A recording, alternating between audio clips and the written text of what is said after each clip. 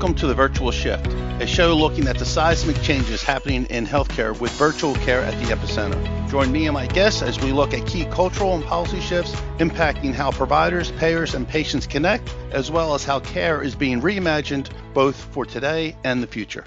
Hello, and thanks for tuning in today. I'm your host, Tom Foley. You can learn more about this show by visiting the program on healthcarenowradio.com, and be sure to follow me on LinkedIn, Twitter at FoleyTom, and the hashtag The Virtual Shift.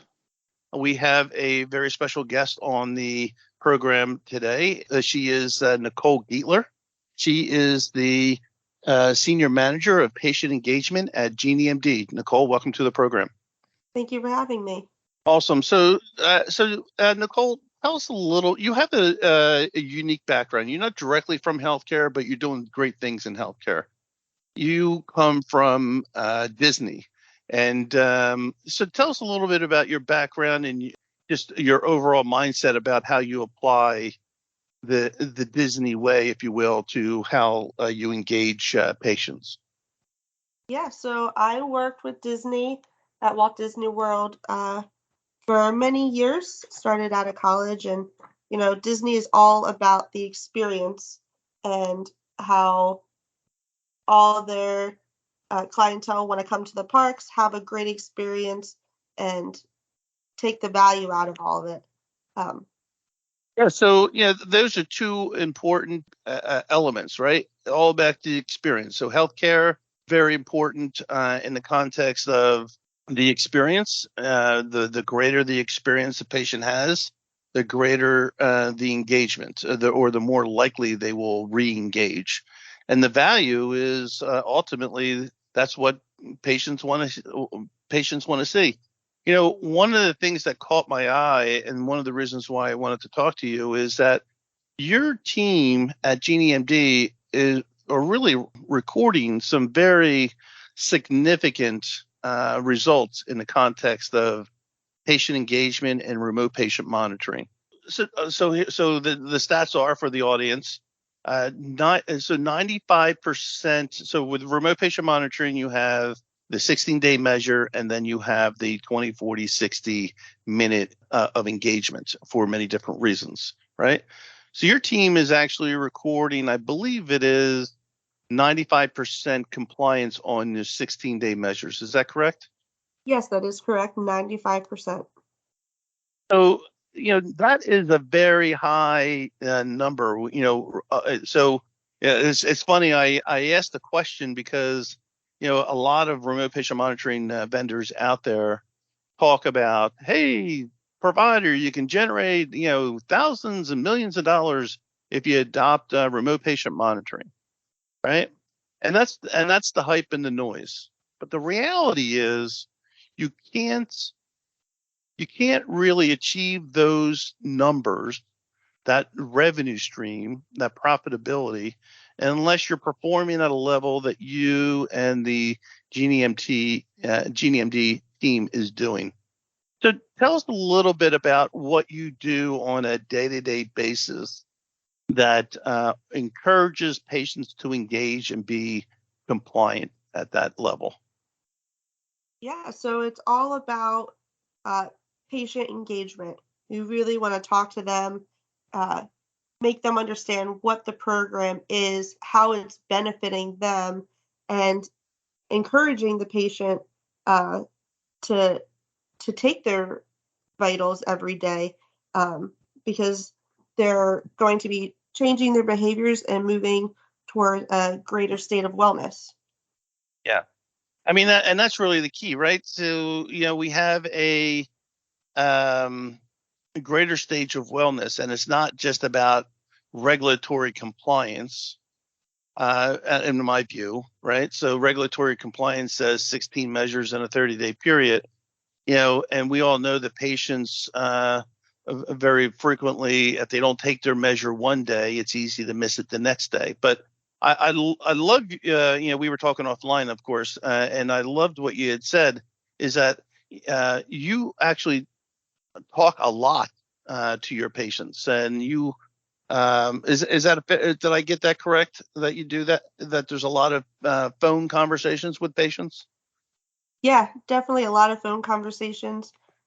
Most of the patients are on the older side, so for them to use uh, to get really technical with apps and logging into a computer, it's not as easy for some as it is for others. So the old way is sometimes the better way of just picking up the phone, giving them a call, and just talking to them. Then they get to know you, and you get to know them, and get them engaged in the whole process. That's a great point. Sometimes the old way is the best way, and there's nothing like picking up a telephone and talking to someone. And I hear you on the app side. The apps are not for everyone. When they're of value, they can be used, and when the patient has a different methodology or preference on how to engage, sounds like you do a great job in doing so. So, and the added value, as I understand GenieMD, is that, if you don't achieve the criteria, you're not billing the healthcare entity for that service. So you take on all the risk in the context of engagement and getting those measures and the overall engagement, which, again, 95% compliance is a very, very high number. I've seen, we've talked to folks, as 65, 75, 85%. And while you get closer to 90, it gets better, but 95% is just is an outrageous accomplishment for you and your team. So congratulations there. So tell us a little bit more, in the context of, okay, we're engaging, we get the numbers, and to your point, you have a lot more direct conversations with patients. So when you miss a measure, or a patient misses a measure, what's kind of your reaction? Do you kind of wait for the next one to come, or if they miss a couple in a row, that you're calling them? What's your process there? It sometimes it depends on the patient. As you get to know the patients, you kind of get to know their sense of when they're going to take their vital measurement. Some of them we do encourage in the morning and in the right before bed, but sometimes it's in the middle of the day when they get a chance. They don't always remember in the morning. So you get to know your patients and you get to know when they're going to take it. I usually tend to wait 24 hours. If I haven't gotten a vital in 24 hours, then, I reach out to the patient, just ask them if they're doing okay, just checking in with them uh, after 24 hours. Or if I can't reach them, that's when I would probably reach out to their provider to say, hey, I'm no longer able to reach this patient. Can you maybe assist in helping me reach out to them just to make sure that they're okay? Yeah. So, and that's a good team effort, if you will, right? So your monitoring team is engaged directly with the patients, and they're engaged more frequently. So we're not waiting for the for the day in the month where, hey, geez, if we don't get the 16 measures for the next 5 consecutive days, we're not going to get reimbursed here, right? You're on top of it from day one, and encouraging the patients to take their measures much more frequently than the minimum requirement of a regulation. Is that fair to say? Yeah, that is correct. I'd never speak to the patients about, having to meet that quota of 16-day measures out of the 30. It's never discussed with the patients on my end. Uh, that way, it's more of a getting into a habit of taking their blood pressure every day. Right. And it's more about the wellness side of the equation. Patients that are engaged at that frequency are engaged in the program, and they understand it, and they understand the reason why. Hence, they're measuring it and engaging you on, and the provider team on what is being received. And then obviously, the better we can engage on that front, the the greater the comfort the patient has. That, this is not a deal where, I have to wait 3 months to see my provider again. Correct. Correct. Yeah. So, and the idea that, a patient, sometimes it's not even about the remote patient monitoring, right? Remote patient monitoring increases access because you're engaged with them on a more frequent basis. And if they have other challenges, maybe it's an issue with medication, right? So you're not the one that's going to address that particular issue per se, but you're the go-between to the provider or the provider's designee on how to handle those particular issues, and so the patient has greater access to care. Have you run into scenarios like that where it's not just about the remote patient monitoring, but the larger care plan and those escalations? Oh yeah, definitely. There's always a way to bridge that gap and to make sure that um, that everyone's taken care of. Well, that's the key, right? Bridging the gap, right? My audience has heard me say 1,000 times already.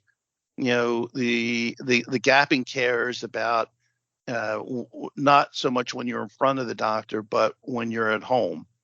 And that stat is they're at home 8,745 hours by themselves, if you will, but they're only in front of their doctor 15 hours in a given year, especially those with multiple chronic conditions. So closing the gap is critical, and that's really where wellness comes into play. So I think another statistic that you had showed me was that because of your level of engagement, because you work in a fee-for-service arena as well as a risk-oriented basis. On the risk side of the equation, some specific stats were the ability to reduce the readmissions. Is that a fair assessment in some of the outcomes of patient engagement and ongoing monitoring? Yes, absolutely. I think the number you shared with me was somewhere in the neighborhood of 15 to 20% reduced use of emergency rooms and greater compliance, not only to the monitoring, but to their care regimens, right? Medications and things of that nature. So again, that's an awesome piece of work that you and your GenieMD monitoring team is doing. So let me shift the conversation to the other side of remote patient monitoring. I believe the stats. I just want to look at the stats were 97% or 92% of the time you are achieving at minimum 20 minutes of engagement per month per patient. Is that the accurate statement? Yeah, we try to get 40 minutes for each patient every month. And we're very close uh, to getting them. If they're taking their 16 vitals a month and we're engaging with them, it's fairly it's a very feasible thing to to engage with that patient for 40 minutes every month. So you're talking to, break that down. You're talking about 10 minutes a week. So if you're calling and calling them, one, and two, monitoring their compliance level, engaging 10 minutes a week per patient is is a very feasible model, as you said, right? So let's break that down a little bit more. So, the key here is, some folks talk about, remote patient monitoring in the context of having, you know, you have all your remote monitoring agents, if you will, engaged with the patients. But, but what you do and how you do it is you have a more of a one-to-one model, if you will. 100, I think you had indicated 175 patients to one agent. Is that correct? Yes, that's around that number, yes. Yeah. So I would imagine that allows you to give a bit more dedication, if you will, and the patients feel a greater sense of uh, collaboration, and there's a level of personalization given to that type of service. Do you find that to be the experience? Yeah. I mean, we could always give, you know, more patience to our team members, but to give that personalized feeling and to make sure that the patients feel like they are cared for, which they are, and, you know, you got to make that number lower so that way we can take care of and get that engagement going with the patients. So it's, you can always go higher, but if you want to get the best quality work and engagement done, then you want that number lower. At the end of the day, to your earlier comment, it's all about the experience, right? It's you give that Disney experience. You're more engaged. You're having more personalized conversations, not just sitting behind a computer screen watching numbers come in or not come in, right? You're engaging with the patient and encouraging them. That's a huge, huge differentiator. So, and you can't do that without that type of panel size. Versus first available agent who sees an alert, responds to the patient, and the patient says, "Who are you?" Right. So again a best in class approach, Nicole, for what you're doing at GenieMD. So again, I'll shift to the last element of our conversation. Is that we started off this discussion with the idea that there's a lot of noise in the market, right? But you kind of solidify that noise. You kind of cancel it all out because your noise is your results versus the hype of the could be, right?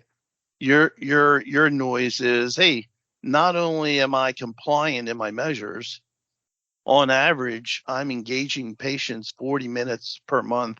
I think your technical average by recording is 44, but the point there being is you can't bill unless you perform, and that's the key differentiation in what GenieMD is doing and through your leadership.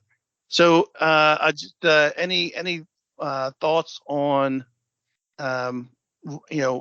if you were talking with a client, a health system, or a payer, what they should maybe look for in a remote patient monitoring, or maybe more so, why what you do is differentiated enough to create the experience and the value that they might be looking to extend to their patient base.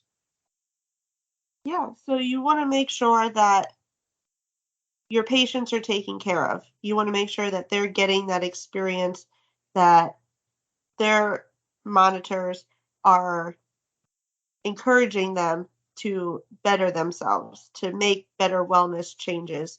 And why should you pay if you don't get those results? It's all about that that experience. Again, back to that experience. Experience and outcomes and quality. It's right. You don't want to pay for a service that you're not getting the value out of. All right, no doctor wants to do that. They want to make sure that their clients are happy, they're engaged, they're not more than compliant with a regulation, if you will, and that at the end of the day, patients are moving along that care continuum. Again, it's all about outcomes, and when you have that outcome of reducing emergency room visits and other elements, readmissions, and other elements of what you do on a monitoring basis, um, it's very key. So you wrote a blog, and I don't believe it's posted yet. I just have the ability to read it before it's posted. I believe it's going to be posted by the time of this recording. You have 5 key elements that you spoke to. Um, You just do you have? Can you just read off what those 5 key elements are, key criterias are? Yeah, absolutely. The first one is patient adherence. Second is patient engagement, outcomes, out-of-pocket expenses, and risk management. So we talked a lot today about the patient adherence. That's the compliance side. The patient engagement you guys do in spades, really great practice you have there. Talked about outcomes, and if not for the first 2 items, right, patient engagement and adherence, you're not going to get the outcomes. And I think what you're talking about with out of pocket expenses is there's no reason for a doctor to pay for a service per patient per month if that patient is not engaged or has not reached criteria, or more importantly, the service that you're providing has not engaged to a point where that patient is encouraged enough to reach criteria. Is that a fair summary of that particular point? Yes, absolutely. And then risk management is the idea that again, 1 through 4, you're only paying for what you get, right? And if 95% compliance, 44 minutes of average per month, or 40 minutes is the target. 40 minutes of average patient engagement, 10 minutes a week. They're all reasonable